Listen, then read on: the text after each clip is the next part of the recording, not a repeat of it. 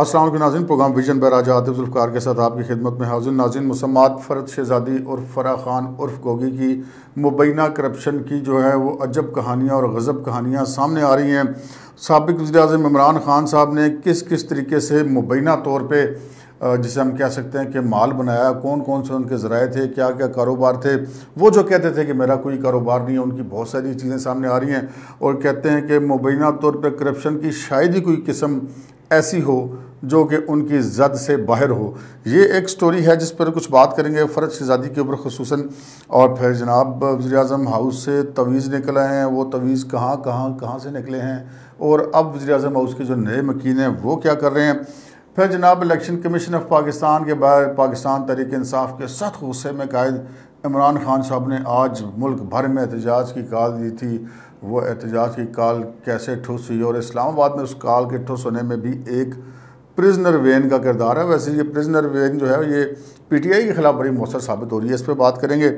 और फिर जनाब आज एक सहाफ़ियों ने भी Pakistan federal union of journalist के ज़रिए तमाम इस्लामाबाद में एक एहतजाजी मुज़ाहरा किया और वह मुज़ाहरा उन्होंने किया पीटीआई की तरफ से सहाफ़ियों के ख़िलाफ़ गालम गलोच और हरासां किए जाने के ख़िलाफ़। इस पर बात करेंगे, मगर इससे पहले कि हम अपने प्रोग्राम को आगे बढ़ाएं, आपसे गुजारिश है कि अगर अभी तक आपने हमारा चैनल सब्सक्राइब नहीं किया तो प्लीज़ कर लीजिए और साथ ही बेल आइकन पर दबा दीजिए ताकि जो ही हमारा कोई नया प्रोग्राम अपलोड होता है तो उसका नोटिफिकेशन फौरी तौर पर आपको मौसूल हो सके।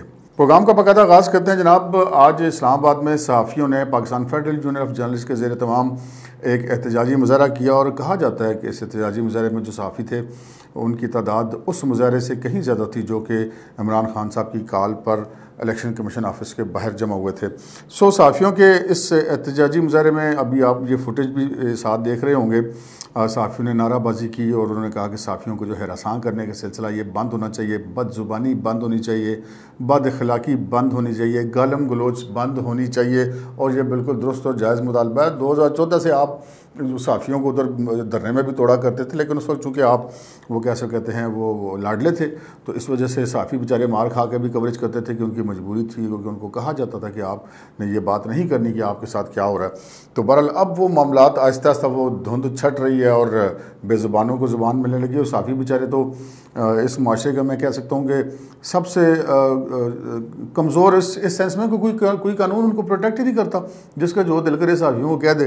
तो वो बहरहाल आज सहाफ़ियों ने एक एहतजाजी मुज़ाहरा किया और उसमें एक सबसे अहम बात यह है कि वो पाकिस्तान तहरीक इंसाफ, जिसको मैं कभी कभी ज़रा तंज़ पाकिस्तान तहरीक इल्ज़ाम भी कहता हूँ, इल्ज़ामात लगाने में तो बड़े मास्टर हैं। तो जब उन्हें सहाफ़ियों के ख़िलाफ़ कुछ नहीं मिला तो उन्होंने कहा जी सहाफ़ी जो हैं वो बुनियादी तौर पर फ़ॉरेन फंडेड हैं, इसलिए ये हमारे ख़िलाफ़ बोलते हैं। वो साजिश नहीं अमरीका वाली वो चक्कर।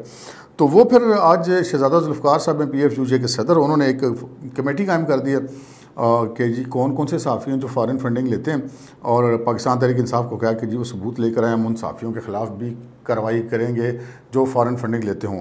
तो कोई की जा रही है कि पाकिस्तान तहरीक इंसाफ जिस अदालतों से इल्ज़ाम लगा के गायब हो जाती है, यहाँ से भी गायब हो जाएगी।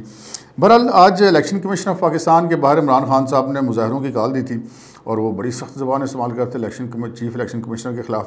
हमने आपको कल के प्रोग्राम में बताया था कि ये 3 इदारे जो हैं वो पाक फ़ौज और अदलिया और इलेक्शन कमीशन, ये आजकल खान साहब की जद में है। खान साहब बड़े गुस्से में थे और बार बार इस चीज़ का इज़हार करें कि चीफ इलेक्शन कमिश्नर इस्तीफ़ा दे दें। वो जी फ़ॉरेन फंडिंग केस का जो कि फ़ैसला होने वाला है तो फिर कुछ ना कुछ तो करना ही है ना, ताकि किसी भी तरीके से इलेक्शन कमीशन की गैर जानिबदारी को मुतनाज़ा बनाया जा सके। तो वो उसमें कामयाब होते या नहीं होते। लेकिन आज जो उनकी कॉल थी मुल्क भर में एहतजाजी मुज़ाहरों की, वो कॉल जो है वो नाकाम हो गई है। मैं अगर ये कहूँ तो ये बेजाना हो गया कि पूरे मुल्क में अब लाहौर में के मुज़ाहरे हमने देखे मीडिया पर, हमने इस्लामाबाद का देखा, हमने कराची का देखा, हमने दीगर शहरों को देखे तो उसमें कहीं पर भी हमें नहीं लगा कि तादाद जो नहीं 20 से 100 के दरमियान रही होगी, इससे ज़्यादा नहीं हुई।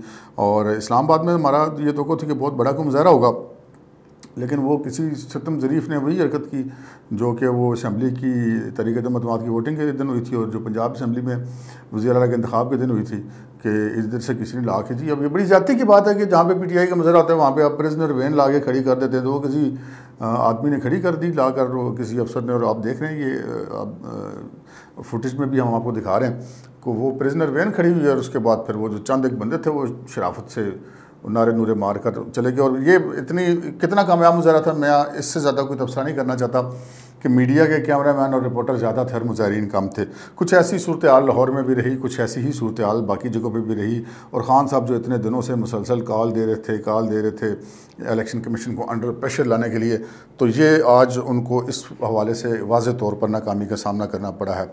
अब आते हैं जनाब, हम मुसम्मात फ़रज शहज़ादी उर्फ फ़राह खान उर्फ गोगी, हम क्राइम रिपोर्टिंग किया करते थे, तो ये जो क्रिमिनल्स होते थे उनके नाम ऐसे होते थे, नाम मोहम्मद सादिक उर्फ शाहरुख खान उर्फ गोगी उर्फ पिन्नू, इस किस्म की चीज़ें नाम हुआ करते थे। तो वो फ़रज शहज़ादी उर्फ फ़राह खान उर्फ गोगी, अब मुझे नहीं पता इनमें से इनका ओरिजिनल नाम कौन सा है, लेकिन उनकी चीज़ें बहुत सारी सामने आनी शुरू हो गई हैं और समझ नहीं आती कि वो खातून की मौजें क्या बात है। वैसे अभी पता चला कि वो जो दुबई गई हुई हैं वो फ्रांस का भी चक्कर लगा के फिर वापस दुबई पहुंच गई हैं और किसी पाकिस्तान की एक अहम कारोबारी शख्सियत के फ्लैट में वो मुकीम है, लेकिन अपनी भी प्रॉपर्टी वटी उनको अब कोई कमी तो कोई नहीं है जी किसी तरफ से।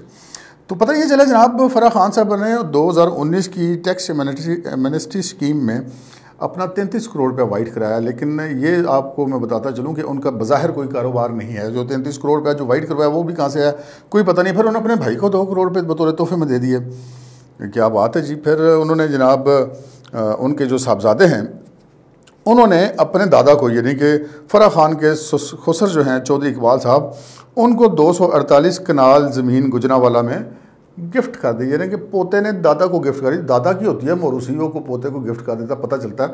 तो पता चला कि जी वो पोते ने दादा को गिफ्ट कर दी और वो ज़मीन भी पाकिस्तान की महंगी तरीन ज़मीनों में से, यानी कि अरबों रुपए की वो ज़मीन है, शायद अरबों से भी ज़्यादा की होगी। तो वो ज़मीन वो गिफ्ट कर दी, कोई पता नहीं क्या चक्कर है। वजह ये पता चली कि जी मैं तो बाहर जा रहा हूँ, मैंने क्या करनी थी, मैंने कहा अपने दादा को गिफ्ट कर दूँ। तो ज़बरदस्त जी, फिर वो उन्होंने गिफ्ट कर दी ज़मीन और 248 कनाल। फिर जनाब जो उनके खुसर हैं चौधरी इकबाल साहब, उनकी 10 करोड़ रुपया आमदनी में इजाफा हो गया, उसका भी कोई पता नहीं है। फिर और जो उनके शोहर हैं फ़राह गोगी के एहसन जमील गुज्जर, उनको भी किसी नामालूम ने 8 करोड़ रुपये तोहफे में दे दिए।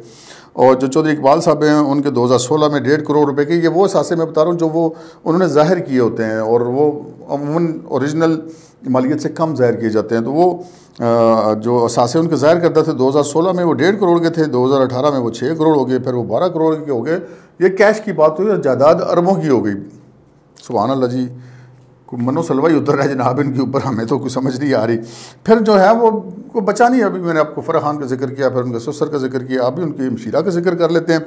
उनकी हमशीरा जी मुसरत खान साहबा, उन्होंने अब जो अपने एहसासात शो किए हैं उसमें उन्होंने जनाब 15 अदद प्लाट LDA सिटी लाहौर में और 2 कनाल के 3 प्लाट DHA में, टैक्स रिटर्न में कोई कारोबार उनका भी ज़ाहिर नहीं है। बाहर से जनाब कोई 18.5 करोड़ रुपया भी उनको किसी ने भिजवा दिया है। 19 गाड़ियाँ जो हैं वो फ़रज शहज़ादी और फ़राह खान उर्फ गोगी के नाम है, महंगी 3 गाड़ियाँ। तो ये जनाब सारी सूरत हाल है। और फिर एक खान साहब ने आपको पता ना ऐलान किया था जी मैं एक रूहानियत पर, जिसको वो रूहानियात कहते हैं, उसके पर एक यूनिवर्सिटी बनाऊँगा। उस यूनिवर्सिटी के लिए जनाब कोई ज़मीन थी, वो ज़मीन भी किसी मुखय्यर शख्सियत ने उनको 458 कनाल उस यूनिवर्सिटी के लिए ज़मीन दे दी। हम कह सकते हैं कि बड़े बड़े मुखय्यर लोग हैं, कोई तालीम के लिए दी और तालीम वहाँ पे बड़ी ज़बरदस्त हो रही है उस यूनिवर्सिटी में कि जी ये। फिर उसके ऊपर जो बिल्डिंग बनी वो भी सुना है किसी ने फाइनेंस कर दी। और फिर बच्चों से फ़ीसें भी 10 करोड़ से ज़्यादा ले ली, 19 करोड़ रुपए के डोनेशन भी ले लिए। और जब डोनेशन ले रहे हैं तो फ़ीसें क्यों ले रहे हैं, फ़ीसें ले रहे हैं तो डोनेशन क्यों ले रहे हैं, कोई बात समझ नहीं आई। और फिर पता चला कि उस यूनिवर्सिटी में सिर्फ एक ही सब्जेक्ट पढ़ाया जाता, वो भी ग्रेजुएशन के लेवल पे। उनको हायर एजुकेशन कमीशन ने सर्टिफिकेट नहीं दिया था, तो वो लाहौर के किसी कॉलेज के साथ एफिलिएट हो गए। एक सब्जेक्ट उनको पढ़ाने की इजाज़त मिली और वो भी BS की डिग्री। वो एक सब्जेक्ट की BS की डिग्री में सिर्फ 37 स्टूडेंट हैं, 458 कनाल ज़मीन है और इतने डोनेशन है।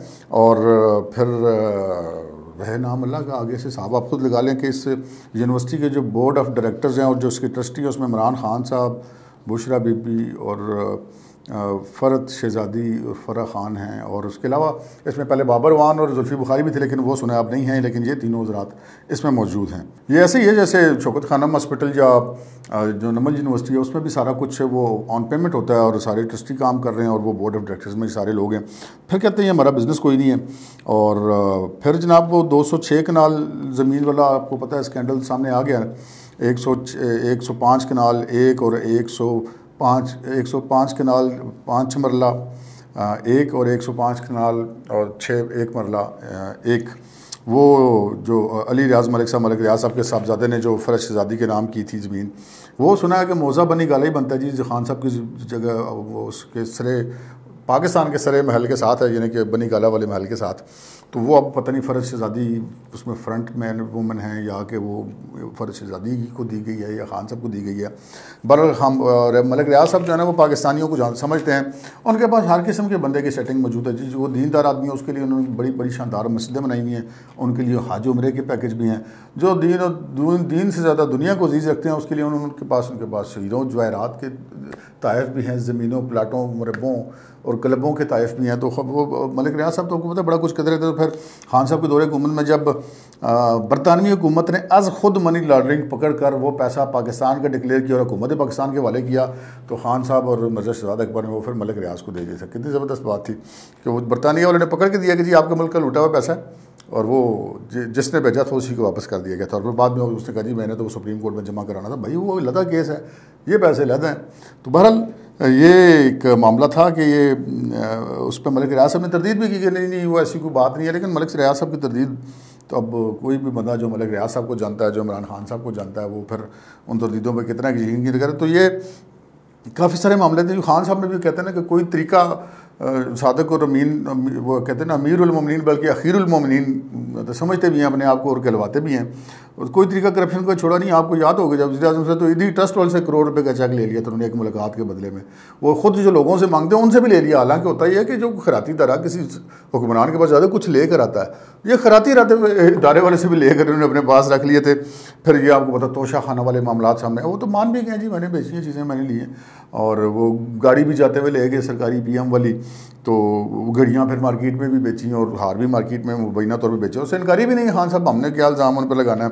तो बाकी अभी जो मामलात आगे चलेंगे, ये जो आज़ाद कश्मीर की वज़ारत उज़्मा से लेकर और पार्टी के टिकटों तक, और ये आटा स्कैंडल, चीनी स्कैंडल, अद्वियात स्कैंडल, रिंग रोड स्कैंडल, वो जो कहते हैं कि हर गली से भुट्टो निकलेगा, तुम कितने भुट्टो मारोगे। तो खान साहब के जो नाम है वो तकरीबन सारी तरफ से निकल रहे हैं। तो आज से 4 साल पहले उन्होंने जवान पार्क वाला घर है वो भी उन्होंने गिरवा के उसको दोबारा बनवाया था, और उसमें भी सुना को 18 लाख रुपया लग गया था। नहीं 12 करोड़ रुपया उसकी लागत आई थी, और वो 12 करोड़ रुपया उस ज़माने में आई थी 4 साल पहले। अब तो वो भी खैर 24-25 करोड़ की बनती होगी। बड़ा लग्जरी स्विमिंग पूल शूल है वो, हमें कोई इतराज़ नहीं है। लेकिन खान साहब जी कहते हैं कि मेरा कोई ज़राया आमदनी नहीं है, मेरा कोई कारोबार नहीं है। तो 12-12 करोड़ रुपये हमें पता ही है वो किसने बनवा के दी थी। लेकिन बात यह कि फिर जिसने बनवा के दी थी फिर उसने पैसे पूरे भी तो किए होंगे ना। यहाँ पे मुफ्त तो कोई किसी को कोई चीज़ नहीं देता। तो खान साहब का बारे जो है वो सादिक और अमीनी और अमानत और दयानत और सदाकत वो पहीजे, मतलब इतनी सारी कहानी है टोटल। तो बहरहाल अभी जो दिन गुजरेंगे, अभी तो बाकायदा इंक्वायरियाँ, ये तफ्तीशें शुरू नहीं है अभी। तो ये वो स्टोरीज़ हैं जो कि साफ़ियों के ज़रिए या अखबारात के सारे ज़रिए सामने आ रही हैं। और अब जब पाकिस्तान के दायरे अपनी तहकीकात शुरू करेंगे तो फिर जो चीज़ें निकलेंगी फिर हम उसके बारे में कह सकते हैं कि वो कितनी मुस्तनद हैं और वो अदालतों में जाके पाया तकमील तक पहुँची या नहीं पहुँची। अभी तक तो खान साहब को जो है ना वो लाडले का भी तकरीबन लाडले का टाइटल उनको पास अब भी है, क्योंकि इतना कुछ सामने आने के बावजूद अभी तक उनको किसी ने पूछा नहीं है। तो अब अगली खबर की तरफ चलते हैं जो बड़ी दिलचस्प खबर है। वो ऐवान वज़ीर-ए-आज़म, आपको पता है जब ऐवान वज़ीर-ए-आज़म के मकीन जो हैं वो चले गए तो वो शहबाज शरीफ साहब आ गए, तो वो पता लगे सफाइयाँ हुई, तो वो जिस जगह से हाथ रखते उधर से तवीज़ निकल रहे हैं। वो पाकिस्तान अखबार ने स्टोरी भी दी है कि जनाब वो पलंग के पायों के नीचे से भी तवीज़ निकल रहे हैं, सरानों के अंदर से भी तवीज़ निकल रहे हैं, कालीनों के नीचे से भी तवीज़ निकल रहे हैं। जहाँ पे वज़ीर-ए-आज़म का ऑफिस है, कुर्सी है, मेज़ है, उन कुर्सियों और मेज़ों के पायों के नीचे से भी तवीज़ निकले हैं। वो एक बड़ी मुसीबत पड़ी है जनाब। वो उधर धुलवा रहे हैं, सफाइयाँ करवा रहे हैं, नए कारपेट डलवा रहे हैं, फर्नीचर तब्दील करा रहे हैं। यार पता नहीं कोई असरात ही ना पड़ गए हों तवीज़ों के। तो ये बहरहाल तवीज़ों वाला मामला चलता रहा जी पाकिस्तान में सारा। और वो जो मरियम नवाज़ साहबा कहती थी कि ये वाहिद हुकूमत जो जादू टूने पे चलाई जा रही है, और इसी किस्म की बातें खान साहब के दीगर मुखालफिन भी करते थे। लेकिन वो तवीज़ जो नहीं है वो पता नहीं है, वो उन्होंने अपनी कुर्सी मजबूत बनाने के लिए वहाँ पे रखे हुए थे या आपने से बात आने वाले को निकालने के लिए रखे थे। बहरहाल बाद में आने वाला निकला या नहीं निकला, तवीज़ अलबत्ता ज़रूर निकल गए। अब तक के लिए इतना ही, इजाज़त दीजिए, अल्लाह हाफ़िज़।